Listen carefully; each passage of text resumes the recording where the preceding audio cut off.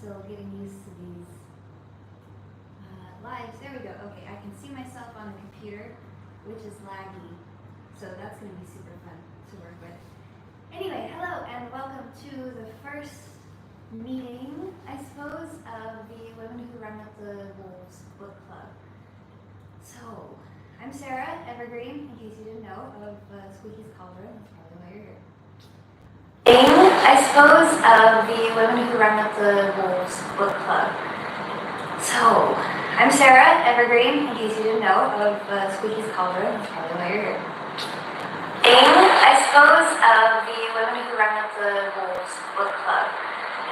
So, I'm Sarah Evergreen, in case you didn't know, of Squeaky's Cauldron. That's probably why you're here. I suppose, of the Women Who Run With the...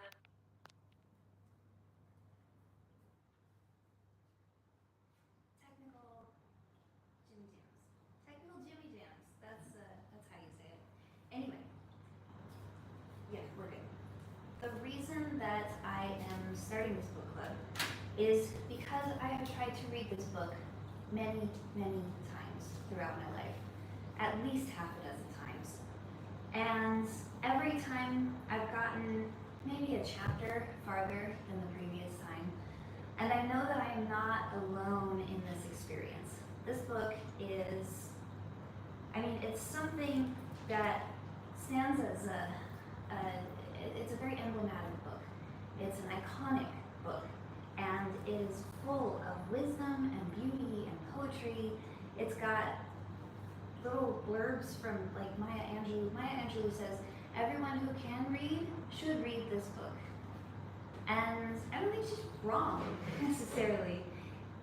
This book has so much good stuff in it that I think that our world needs, and women in particular really need to have in their lives. We have become so disconnected from the wild woman, from the wolf inside of us. And this is a book that can help you to explore that and find your way back to that wild, beautiful place that is the source of creation and connection to yourself and to the world around you. But it's also fucking dense. This book is so, so dense. See, it's over an inch thick, and the writing inside it is so tiny. Not only that, the actual writing itself is very much like poetry. And poetry often is ingested in bite-sized portions, where you have the poem that spans a couple of pages maybe, and you read it, and you reread it, and you reread it, and in this process of reading it over and over again, it seeps into your bones. That's very hard to do with a book like this. Should I put it? Sound's not great. Okay, we're gonna fix the sound real quick.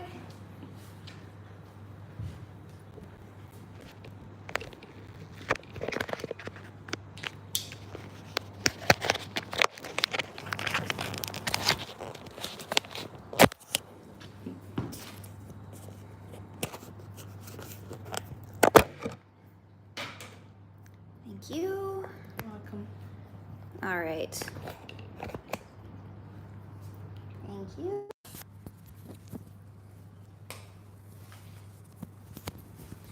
Okay, let's see if that helps. Y'all are so patient. Thank you. All right. We've got better sound. We've got the technicals worked out. I'm still trying to figure out how to orient in landscape instead of portrait. We'll figure that out later. But this book by Clarissa Pinkola Estes is absolutely worth reading. It's just really hard, I have found, to do it solo. And so when, Marcy, can you, okay, perfect, thank you. Okay, so when, I can't remember who brought it up. I was having a conversation with a very close friend of mine, Roxy, about this book, and we decided to read it together. And then I did the live stream where I did the Write With Me about a couple weeks ago, and I was like, oh, this live streaming thing is really fucking fun. And the two ideas just joined together because Roxy also has had this experience of reading this book multiple times and getting halfway, maybe. So let's read it together. So my thoughts on this is I'm going to be reading this and discussing this with Roxy, who will be coming on to this live stream at some point. We'll figure that out. That's another whole technical hoop to leap through at some point. So we'll be reading this and discussing it, making notes, and then I will bring that all to you and engage with you in the chat. Any insights that you have about what I'm saying, what you've read from the book in the previous week, or any questions, anything like that, just pop them in the chat. This is how we're going to be interacting because this is how it works. Yes, Marcy says bought it but can't get into it easily. Yeah, exactly, because it's dense, because it's dense. I just keep using that word because it is so accurate. Like, I've got back here, I've got The Name of the Wind by Patrick Rothfuss, slightly thicker book, very easy to get into because it's narrative, it's storytelling, it's beautiful language. This is beautiful language too, just like so much to wrap one's head around at any given time. So we are starting with the intro chapter this week. It's called Singing Over the Bones. And whether or not you've read the chapter that we talk about in any given week, it doesn't really matter. You can just tune in and listen to what I'm saying, and again, like engage in the chat. And if you're watching this after the fact, you can pop into the comments and leave comments and questions there that I can then talk about during the next installment. So I'm going to take a nice deep breath. I invite you all to do the same because I feel a lot of nervous energy moving through me. This is only the second live that I've done, and I want to be as centered as possible for you, for myself, for the work. So take a nice deep breath in with me and then send it out through the bottom of your spine down into the ground beneath you, and allow that to root you to this moment where we are together joining to talk about women who run with the wolves and the wild woman who exists inside of you, whether you are a woman or a man, no matter how you identify, this energy is in you because it is part of being human. And for women particularly, this is an energy that we desperately need in our lives in order to be our most creative, bounteous, expressive selves. The reason that Clarissa, or Estes, how should I say this? The reason that the author named the intro Singing Over the Bones is because there is this theme of bones throughout the book, which is great for me because one of my favorite things in the world is bones, my own, those that exist outside of me, those that exist inside other people, and the bones that exist within our experience, I think, of the world. The bones are the things that are indestructible in us. The bones are the things that everything else lays on top of. It gives us shape. And when we are in touch with the bones of ourselves, the rest of our life can take on the natural shape that those bones give us. Dinosaur is here to say hello. Say hi, kitten. Oh my God, he's so cute. Okay. So the first thing I really want to say about this book is that it is a book that has to be experienced, not read necessarily. You're going to be reading it, of course, because that's what you do with a book. But my impression of it as I'm reading it is that simply reading it isn't the thing. It is allowing it to wash over me, like poetry washes over you. It's allowing yourself to dive into the words, and not just the words on the page, but the feelings behind the words, which really she talks about as well, this idea of the Rio Abajo Rio, the river beneath the river. This is the primary name that she refers to the wild woman as, is the Rio Abajo Rio. And it's the same thing with this book. There is a river that travels underneath the river of this book. There are words that travel underneath the words of this book. There is energy that exists that is something to be touched, tapped into, and experienced in a way that you don't get if you are approaching this from an analytical perspective. This is something to dive into and wash yourself in. Yeah. So in this intro, she talks about singing over the bones. And the idea here is that we have had our bones scattered. We've had these intrinsic pieces of ourselves scattered amongst our past from different experiences, trauma, programming, people telling us that we need to be a certain way or do a certain thing. Every one of those experiences takes one of our bones from us and leaves it somewhere in the landscape. Our job as humans is to go forward and find those bones, no matter what, to find these pieces that we've left behind and to gather them to us, to put them in our shirts and carry them until we have found all of these different pieces of us that we then sing a song over, that we then sing a spell over to bring them back together, that we allow the wild woman to sing through us over these bones and recreate the natural structure of who we are.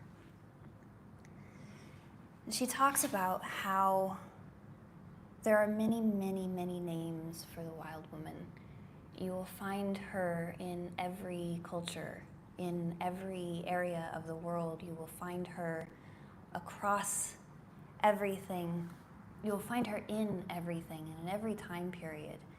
And you'll find her by different names. And here are just a few of them. We have wild woman, of course. This is, I think, a pretty Western understanding of this energy, is the wild woman. But you can see her and find her in Hecate as in next week's live, but you'll find her in Hecate and in Lilith, and these are two deities that you probably know that I work with a lot. You can find a lot of videos about both of them on this channel. You find her in Kali and Dakini and Laloba, and in fact the very first chapter is Laloba, the wolf woman. So again, we'll get to that next week. But you can find her by so many different names. And in this way, I think that you can find the wild woman archetype that makes sense to you and resonates with you at any given period of time. The one that is the most appropriate for what you're going through. And this may change as your life changes and as your needs change. Someone who identifies a lot with Hecate as that wild woman essence at one period of time may need something different and move to Lilith and move to Laloba. But the beauty of having all of these different cultures and traditions and archetypes to pull from is that I just saw a comment from Isara Simon Edwards, meaning to read this for so long. Thanks for the push. Absolutely, I need it too. Yeah, the beauty of that in finding her in so many different places is that you can get to the one that's going to work for you in the moment. It's like having all of these different words for God. Which one resonates with you? Which one actually hits your soul and makes it ring in this particular way that you need in the moment? Allow that to be true, whatever it is. She says a lot of things about what a woman in touch with her wild woman will turn into and will be like. And one thing that really stuck out to me that I've experienced for myself is this. A woman connected with her wild woman blossoms and no longer is a mark for the predation of the culture. What that says to me is that when you are in touch, or when I am in touch with my wild woman, yes, I blossom. This is a beautiful thing. We hear this kind of verbiage a lot. She's blossomed, she's blooming. But the thing is, a woman in touch with her wild woman blossoms into a fuller presence. And that fullness of presence, it starts to act as this kind of like,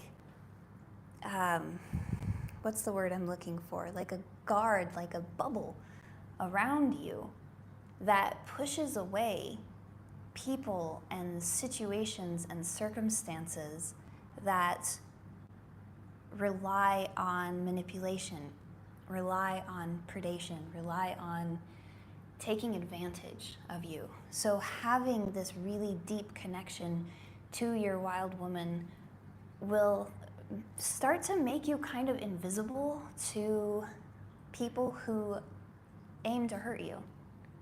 I've found this very much for myself. The deeper and more connected I am with that part of myself, the more I am freely moving in the space of creation and sexuality and vibrancy, the fewer approaches that I get from people or situations that are aimed to harm me. I spent a good portion of my teenagehood and early adulthood in abusive relationships. And then I spent a good portion hiding in a relationship that wasn't abusive, but it wasn't productive either. But when I started doing this work, when I started doing the shadow work, when I started picking away at the programming that had disconnected me from myself, when I started finding those bones of myself that I had left behind and bringing them together and singing my song over them, gradually, all of the things that were not serving me started to wash away.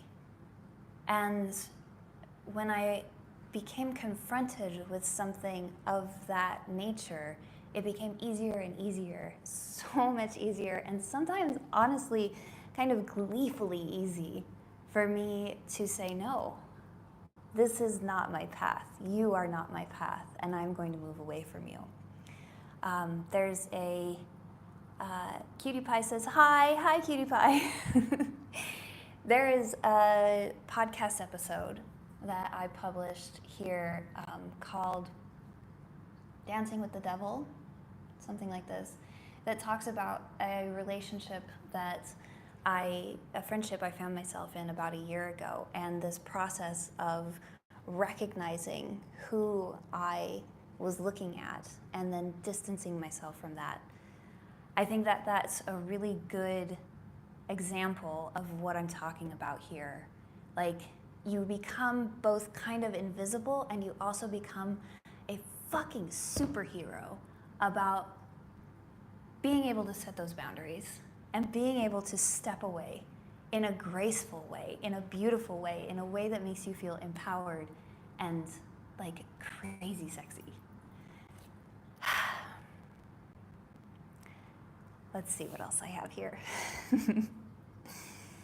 There's this beautiful thing she says about the intuition, because being in touch with the wild woman means having this really clear communication and channel with your intuition, with this other sense that tells you where to move and how to move and when to move and who to move with. She says, when we assert intuition, we are therefore like a starry night. We gaze at the world through 1,000 eyes, because the intuition sees so much that's beyond what these two eyes can see. When we are deep in love, yes, when we are deep in love with the wild woman, when we are deep, deep into that connection with her, and we are operating from our intuition, we are operating from that voice that tells us the things that we actually need to hear and know, we see so much more. Love hearts back to you, Roxy. We see so much from that place that we can't explain, that doesn't make sense to the logical and rational mind. It's just this knowing that we move with. And in this lies such, again, it's really a superpower that's available and inherent to everyone when we get in touch with these wilder parts of ourselves. When we bring our bones back together and create that structure, I'm getting this vision of like a skeleton, but you know, all the pores that you see in bones, those are the eyes. When you have this skeleton reassembled of your whole deepest truth self, you are seeing through those bones. You are seeing everything that you need in the world through that intuitive guidance that exists in the very basic structure of you. Okay, another note that I made. She said, anytime we feed soul, and when we feed soul, this is me saying things on top of this. Feeding soul is what allows us to get closer to our wild woman, get closer to that energy. We have to continually kind of feed it with these things that spark that sense, that spark beauty, that spark love, that spark curiosity, that spark ingenuity. But when we feed soul, anytime we feed soul, it increases through story, song, art, nature, laughter, being wild. One of my absolute favorite things to do is hang out with my husband and just allow myself to go into full goblin, gremlin, fun, mischievous mode. And the laughter that comes through me in those moments is so free and so round and so big. And I can hear the wild woman laughing through me in those moments. And it's because I've allowed myself to look ridiculous, to act ridiculous, to act absolutely counter to what I have been told by society I'm supposed to look like, I'm supposed to act like. It's in those moments that I am the most free to just be my very strange self with someone who appreciates it and not just appreciates it, but welcomes it. And I don't know if she will talk about this in this book. I do know she talks about the importance of finding a partner who allows for that space. And I want to emphasize that. Heisem says so much. He loves it. who we choose to spend our life with, who we choose to spend our time with, because it's partners and it's also friends, and it's also business partners. It's the people that we choose to have closest to us. We need to be so careful about finding those people who want to see us. And I think the first step of doing that is seeing ourselves and appreciating each of those bones for what they are. I think that's a good place to wrap up for this first bit. If you have any questions or anything, go ahead and pop them in the chat. I will stay on for a few more minutes. The next chapter is, like I said, called The Loba, the Wolf Woman, and we'll start to get into some of the stories that Clarissa Pinkola Estes talks about in this book. The basic conceit of this book is that she has been collecting stories from her ancestry as well as her travels around the world, brings them here, different fairy tales, different fables, and then shares them with the reader, and then starts to unpack them and helps us see these different aspects of these stories that maybe we kind of looked over the first time we heard them, or stories that we've never heard before, and how they resonate with the wild woman, with this core that we're all working with.